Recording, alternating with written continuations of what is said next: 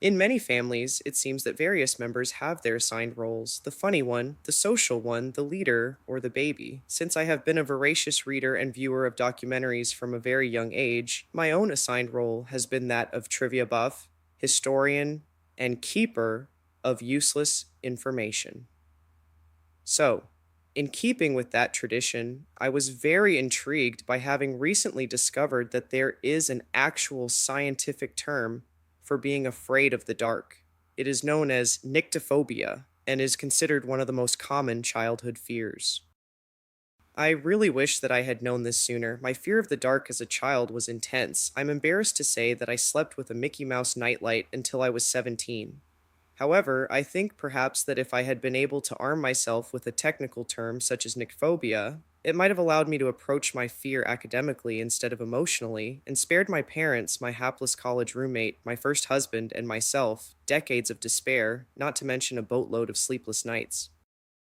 As a kid, I had the exact position of every electrical light switch in our home memorized with extreme precision. I could not bear to poke even one toe into a darkened room. Instead, I had a well rehearsed method of snaking just my index finger into the gloom and flicking on the light of one room. I would cross the lighted room to the next and repeat the process, blazing an incandescent trail from my bedroom to the family room, kitchen, or bathroom, depending on my particular needs. The real challenge, ever, was the return trip, since my parents were adamant that I extinguish all of the lights behind me. The veritable speed with which I was able to depart a darkened room led my great grandmother to remark on more than one occasion, "That child speeds through the house like someone is chasing her."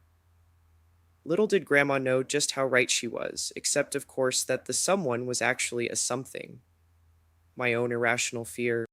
Now, however, I think that the irrational label was somewhat unfair. While my family couldn't understand my obsessive avoidance of dark rooms, especially as I transitioned into adolescence and edged ever closer toward young adulthood, just about everyone in my family was afraid of something. For my mom, it was thunderstorms. She would hide in her walk in closet at the first sign of lightning until well past the age of 50. My younger sister hated the costumed host of a local late night horror movie program known as Sammy Terry. So much so that in the days before remote controlled TV, she would turn the TV dial backward to avoid crossing the dreaded Channel 4 where the program aired. My older sister, inexplicably, had an intense fear of gorillas, although we suspected it was probably due to watching too many of the Planet of the Apes films than to any real life experiences.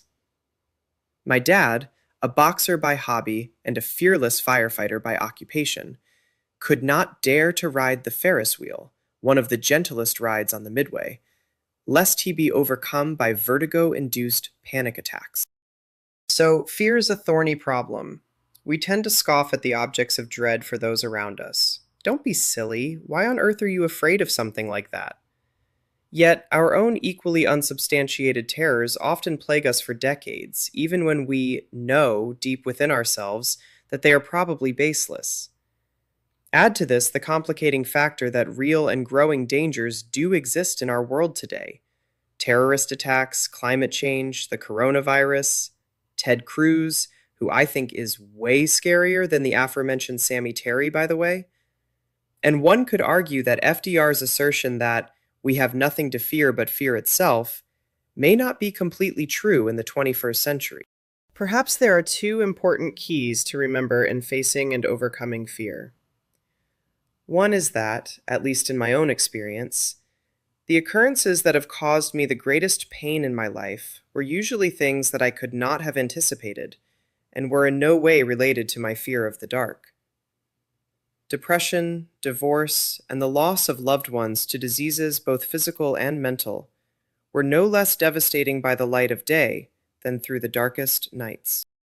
The second key, and perhaps the most important, is to remember that we all have different fears as well as unique strengths, and that this is most likely an integral part of the intelligent design of our universe.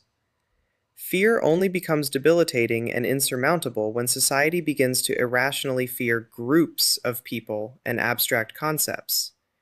When significant numbers of us decide that we need to be afraid of Muslims, or young African American men, or politicians, or people with disabilities, or alternative sources of fuel, or police officers, or big government, or transgender people, or whatever, is when we run the risk of sinking into worldwide panic.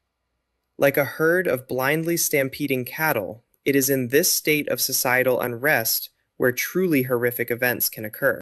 So, my wish is that instead of building higher fences, buying bigger and more powerful guns, and enlarging the gaps among us, we should look for ways to ease rather than increase one another's fears.